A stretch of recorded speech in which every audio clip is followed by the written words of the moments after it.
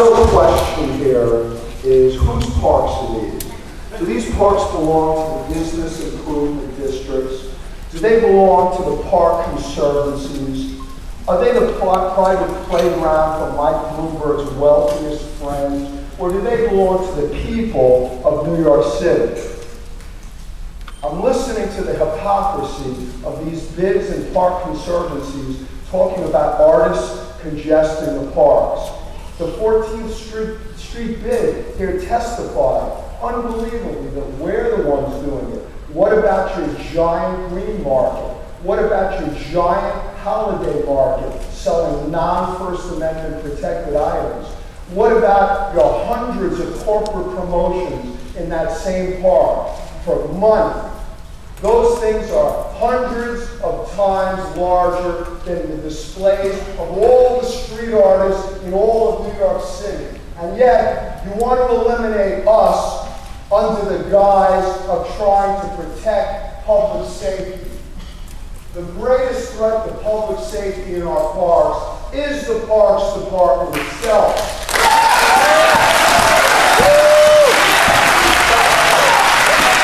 Now, for 16 years, the artist group has fought the Parks Department on this issue.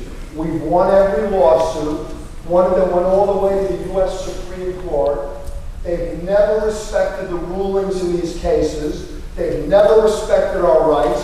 Even, of course, Commissioner Benefit wouldn't show his face, but Mr. Olivieri, the Parks Legal Counsel, ordered me arrested for not having a park permit that had been overturned almost 10 years before.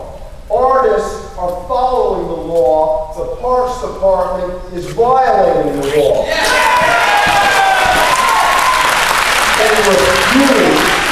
They refuse to enforce the existing laws. They pretend there are no existing laws. The reason that they let a lot of illegal vendors sell in the park is to increase the public outrage so that people will turn against artists. Well, we're not going to be taking any of that baloney from the Parks Department or the bids or the conservancies. We're going to keep selling in the art in the parks. If you pass this rule, you're going to have to arrest us every single day. Then we're going to sue you in federal court, as we've done repeatedly. We're going to win again, and there'll be even more artists in the parks, thanks to your incompetence, your greed, and your unwillingness to recognize that artists have rights.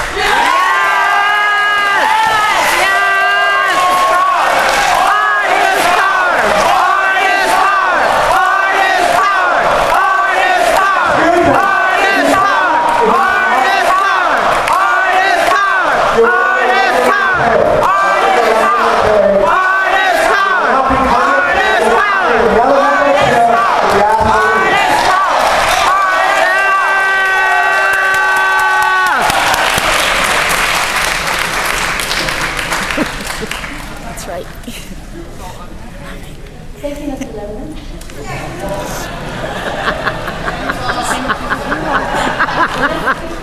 Mr. Adam Sperling of A.R.T.I.S.T.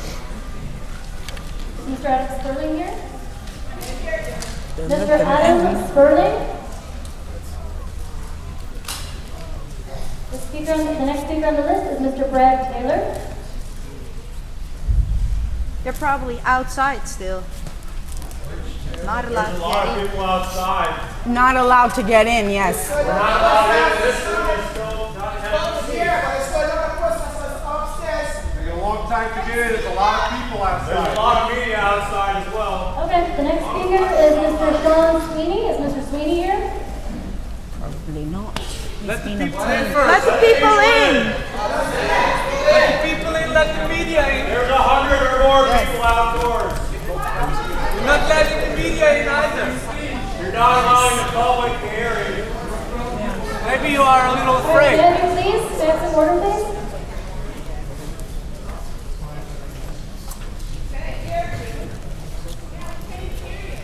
Councilmember Melissa Mark Beverito would like to speak. Can you please give her your courtesy and attention? Thank you.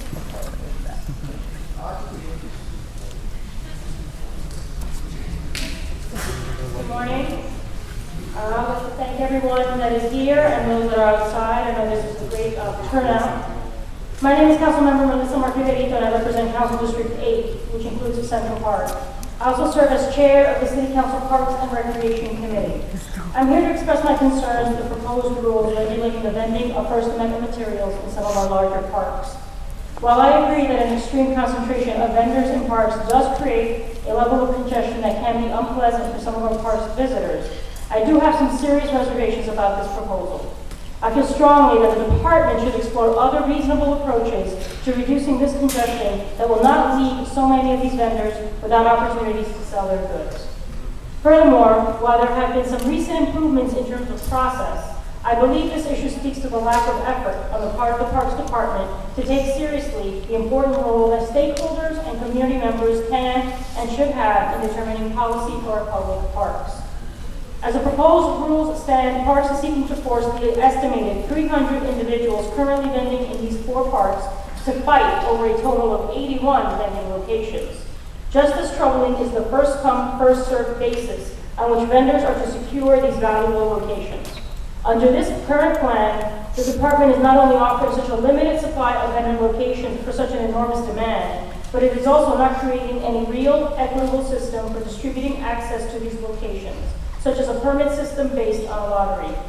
I worry about the provision of the rules that would require that if more than one person tries to take a designated vending spot, all vendors in that spot will be removed from the spot.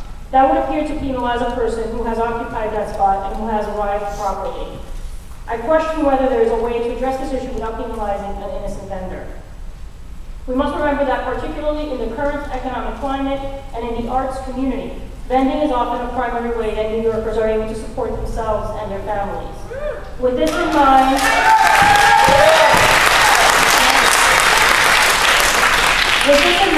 the city should seek to find a better way to balance both the needs of these vendors to make a living with the ability of the visitors to our parks to have the best experience possible.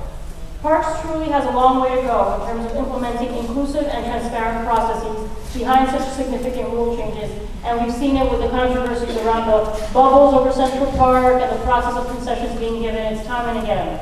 The department should have engaged early on with stakeholders, community leaders, and members of the public before putting forth its own proposal to deal with vending in parks. To my knowledge, there were no efforts undertaken to arrive at a consensus with the vendor and artist communities, whose livelihoods are at stake here, and who may have valuable feedback and on-the-ground knowledge that could have helped parks arrive at a better plan than what has been proposed. Along those same lines, I am troubled by the fact that members of the public have not received any objective justification for the promulgation of the new rules, and I'm almost done. There are already rules that currently govern vendors in our parks. Why then are additional rules needed for these 4 particular parks? Going forward, the department should make efforts to bring vendors, community boards, and others to the table to see how all parties can work together to arrive at the best solution possible on this matter. The First Amendment is one of the, if not the most basic of our civil liberties. It is not an issue that should be glossed over, and we must be exceedingly careful to not trample it in any way. We must make sure that in trying to improve our parks, we do not lose sight of the basic right of free expression. So I thank the Parks Department for its efforts to make our parks better. I feel that by working with stakeholders and to increase transparency, we can continue to make our parks even better for all New Yorkers. Thank you.